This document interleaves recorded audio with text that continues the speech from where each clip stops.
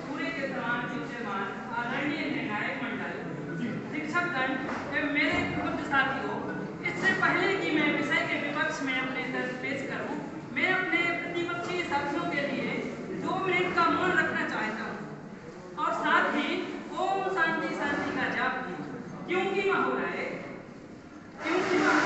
मेरे इन साथियों ने जब यह वाद विवाद का टॉपिक जिस चैट जीपीटी और गूगल के माध्यम से तैयार किया है, आज उसी को छोड़कर यानी तकनीक को छोड़कर परंपरा की राह चले, यानी जिस नाव से पार हुए उसी को तोड़ दिया।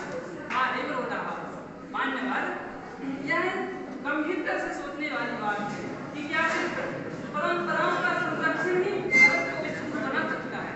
यदि ऐसा होता तो आज वह दिन होता जब एक औरत को इसलिए जिंदा जला दिया जाता था कि उसका पति मर गया, जब बच्चियों की गुड़ियों से खेलने की उम्र होती थी, तब उसके हाथ पीले करके ससुराल भेज दिया जाता था। जब दहेज के कारण हंसती खेलती बच्ची की हंसी चिता और रात में बदल दी जाती थी, तो मैं अपने प्रतिपक्षी साथियों से पूछना चाहता हूँ, क्या ऐसी परंपराओं का संरक्षण करने से भारत विश्व गुरु बनेगा या भारत विश्व स्तर पर बदनामी कराएगा? मान्यवर, मैं परंपराओं का विरोध नहीं करता, लेकिन समय के साथ परंपराओं में बदलाव आता है। जो समय के साथ नहीं बदलता वो समय द्वारा कुचल दिया जाता है। महान वैज्ञानिक महान चिंतक रूसो ने कहा है, man is born free but everywhere he is in chains. और ये जंजीरें भारत में परंपरा के नाम पर थोपी जाती हैं। यह हमें आगे बढ़ने, समझने और सोचने से रोकती है।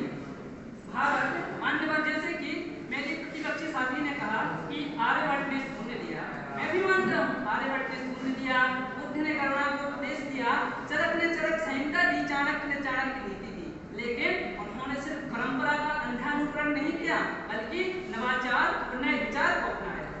मान्यवर, आज वही देश विश्व गुरु बन सकता है जो तकनीक में आगे है, जो अंतरिक्ष को छूता है, जो कृत्रिम बुद्धिमत्ता चलाता है और जो माइक्रोचिप बनाता है। मान्यवर, यदि भारत को विश्व गुरु बनाना है तो हमें संस्कृति की जड़ों को थामे हुए विज्ञान की शाखाओं पर चढ़ना होगा। मान्यवर, आज भारत वैश्विक नवाचार सूचकांक में प्रगति करते हुए 38वें स्थान पर आ गया है। आज 2024 में ही भारत ने 100 से ज्यादा उपग्रह लॉन्च कर दिए। आज हमारे कई युवा इसरो और नासा में अपना काम कर रहे हैं। जिस भारत को पहले कहा जाता था कि भारत तो मात्र सपेरों और मंत्रों वाला देश है, आज हमारे इसरो के वैज्ञानिकों ने दिखा दिया, चंद्रयान 3 और मंगलयान के माध्यम से दिखा दिया कि भारत सिर्फ मंत्रोच्चार और सपेरों का देश नहीं, वह नवाचार और तकनीक का देश है। मान्यवर, यदि हमें विश्व गुरु बनना है तो गुरु की भूमिका का निर्वाह करना होगा। गुरु क्या होता है? जो लोगों को उजाला दे। यदि ऐसा गुरु बनना है तो हमें परंपराओं का संरक्षण नहीं बल्कि नवाचार करना होगा।